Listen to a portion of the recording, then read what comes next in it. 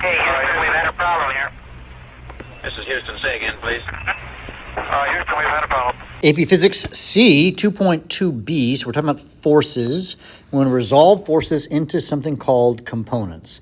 In today's video, we're going to resolve a force acting at an angle into perpendicular components and then choose a tilted coordinate system for incline problems. So that's what we're going to focus on today.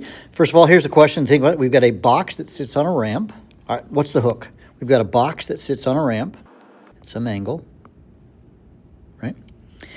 Gravity pulls straight down on it. Does the gravity have no effect whether the box slides sideways down the ramp? So one thing that we know, and this is super important when you're drawing this, is you draw gravity always straight down, but there's also a component of gravity that is pulling the box down the ramp. And we'll get into that a little bit later.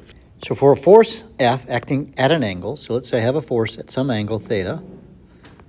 When we're talking about resolving into its components, what we're doing is we're trying to find, so this is F, and I'm going to resolve it into F of X and F of Y. And if you do the algebra, or the trigonometry, I should say, F of X will be F, and this is the adjacent, and this is the hypotenuse, so cos theta. And the F of the Y, this is opposite and hypotenuse, will be F sine theta. And that's almost always the case. So that's kind of nice to know. X is cos theta, Y is sine theta. Now for ramp problems, though, it's easier to do what? What do you think? To tilt your coordinate system so the axis runs parallel to the incline's surface. That makes sense? Then it's gravity that you have to adjust. Okay, and that makes sense. So along the incline, what you can do is you can say in the direction of this, so this is, and again, we've learned this in last year, mg sine theta is going to be your acceleration if you are on a ramp, and then perpendicular to the incline will be mg cos theta. I'm going to illustrate this in just a minute. So on a simple incline with no other vertical forces, the normal force then will just be mg cos theta. Let's talk this thing through.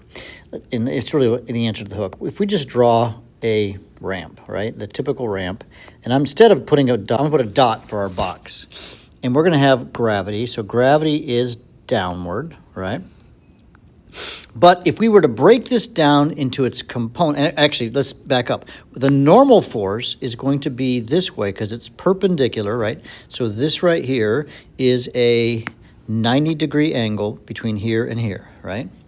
And that's my normal force. And the normal force is the force, if we were to take this triangle, I'm trying to break the gravity down into its components.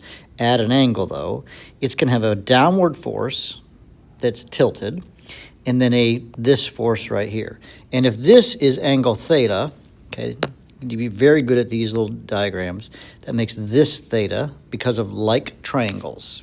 So if this is my downward force, F gravity, which would be equal to mg, right? Then if you think about this for a moment, then what you've got is this right here, this line right here, is going to be mg cos theta. And if I were to use my good technique, let's say I have two ticks here, then that makes this orange one going to be identical to this green line. The red line and the green line are the same thing. So your normal force, in this case, F normal, will be mg cos theta. Now, that is assuming there are no other forces being applied.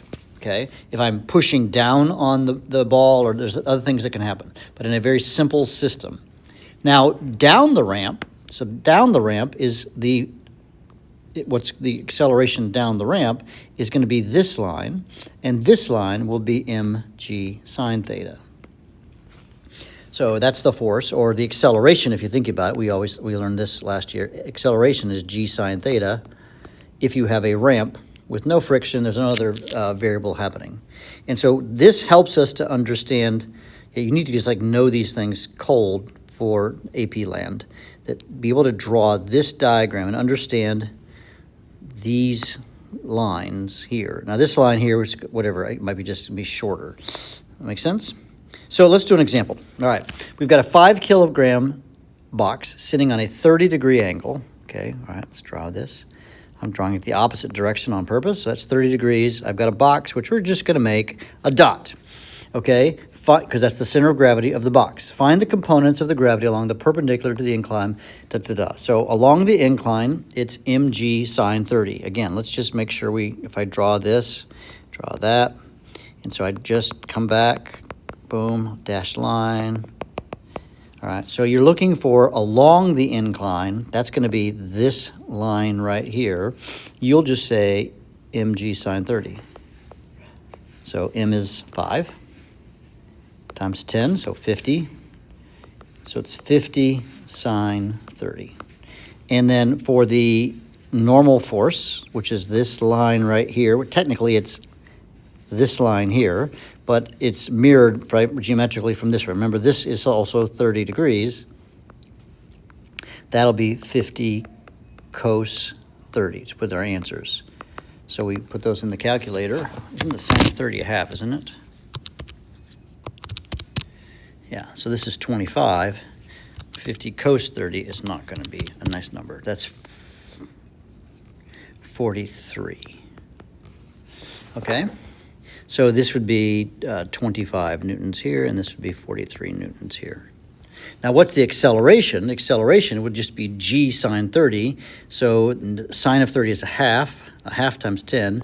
That'll be 5 meters per second squared. Now, again, this is frictionless. If we have friction, let's just throw that just in, you would have some force pulling backward, and then you'd have to subtract from our 25. So if I have friction that is less than 25, we could say 25 minus some other number. Let's say the friction is 10 newtons or something like that. Then you could have 15 newtons, and from there we could figure out what the acceleration would be. All right. Hey, Houston, we don't have a problem. We will see you in class.